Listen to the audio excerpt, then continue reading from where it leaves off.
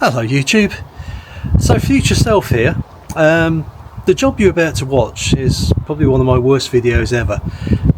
The job was absolutely terrible. One of the worst jobs I've ever had to do, and it just took so much time. I must have spent almost 3 days on this.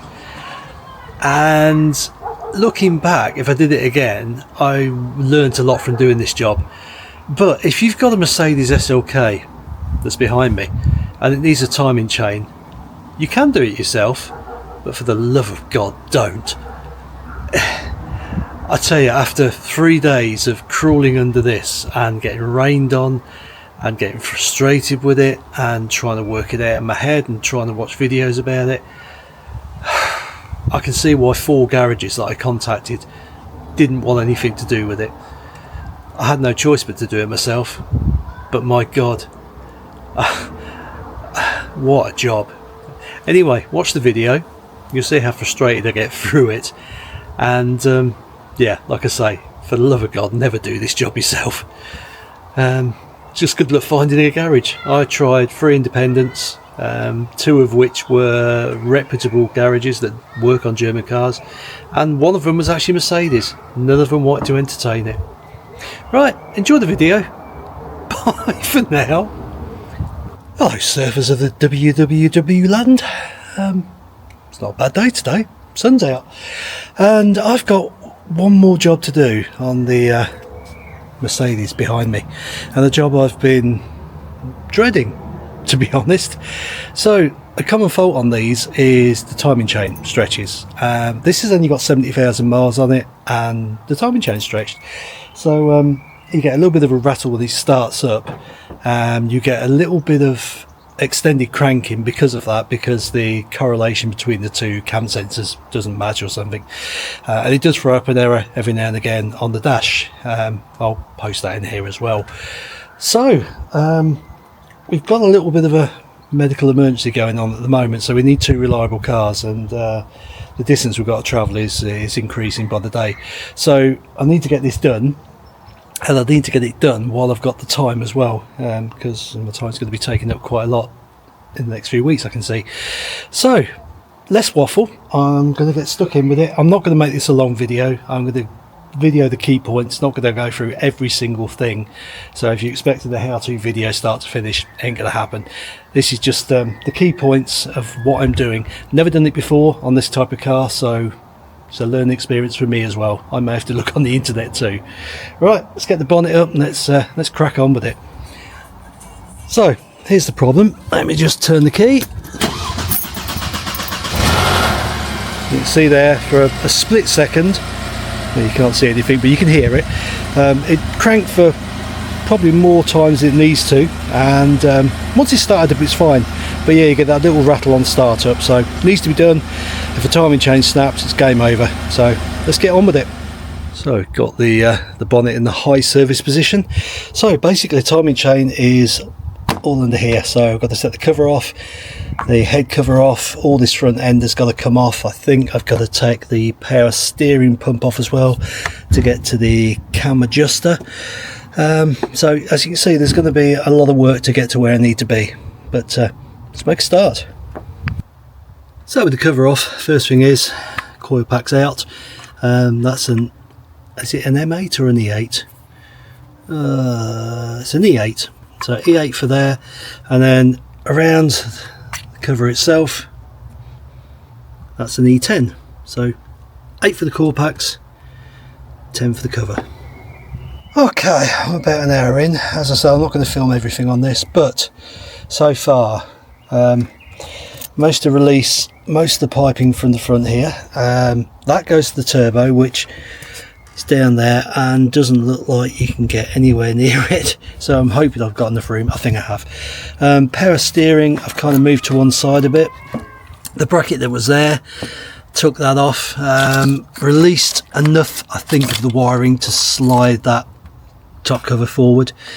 I warn you now, this is not an easy job. It's very frustrating. The plugs are a pain in the backside to get to, especially ones like this, which are right down in there. Don't know what they go to, but they're off.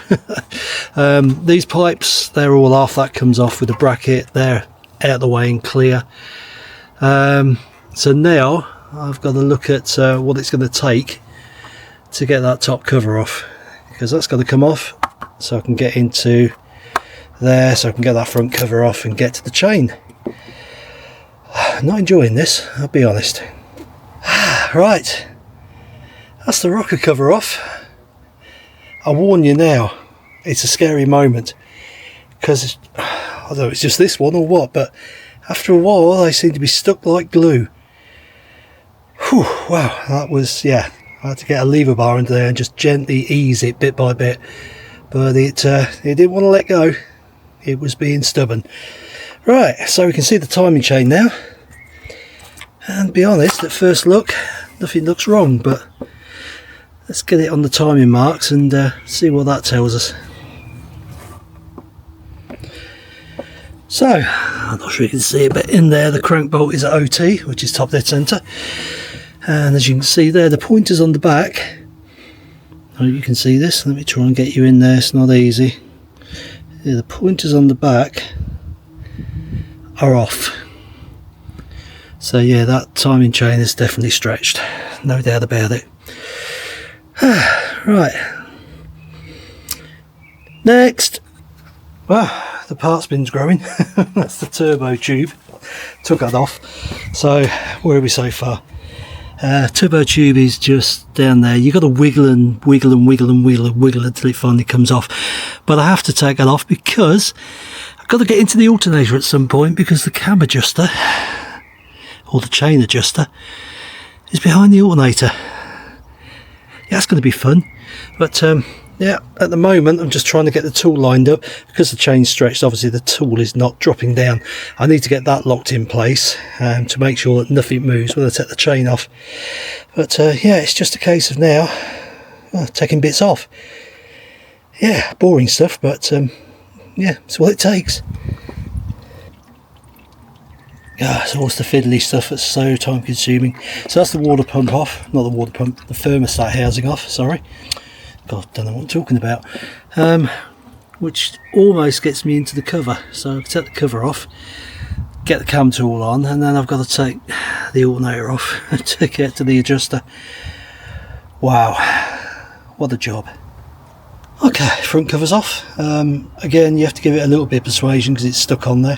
Got a bit of rag in the waterway there, because obviously there's a little bit of water just dripping out. Don't want it to go near oil. And now I've got the cam locking tool on as well. A bit of a struggle, but it's on there. So now we're at top dead centre. So we OT, well, we're not quite at OT down there.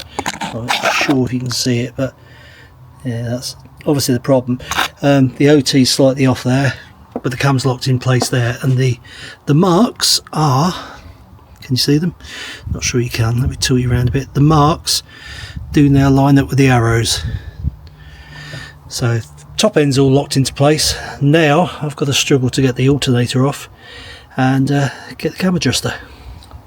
Right, well, this is where all the internet comments go wild. Split the old chain, got the new one patched in there, wired together for now. So I'm going to feed it round by turning the crank bolt round. I don't know about the tensioner, to be honest. I mean, it was working okay when the car started. It was fine. The chain was obviously stretched, and I may regret it in the future. But getting that alternator off, I mean, yeah, I ain't got the time for this today, I'll be honest. And yes, you're going to say it's a bodge, blah blah blah. If it works, it works. If it doesn't, I've got a problem. But I've tried 4 different garages, none of them wanted to entertain this job, so this is why I'm doing it myself. Not happy about it, but it is what it is. Right, I don't know how many hours I'm into this, far too many. Right, I don't know where I left off, but anyway, alternator's off now. My God, that must have took me an hour to get that off. It's just inaccessible. Right down here is the plug, and behind that is the cam follower, chain tensioner, whatever you want to call it. Chain tensioner. My head's going numb, honestly. So I've got to get that out. You can't get the chain on without taking that out because, yeah, although I blocked it up with the block that comes with it, I'm not even sure you can see that as block comes with it. Although I blocked it up, I think the tension's popped out too far and it won't go back in again, so I can't get the chain to actually connect. So my next job is to get the bung out, get the tensioner out, and see if I can get the chain together.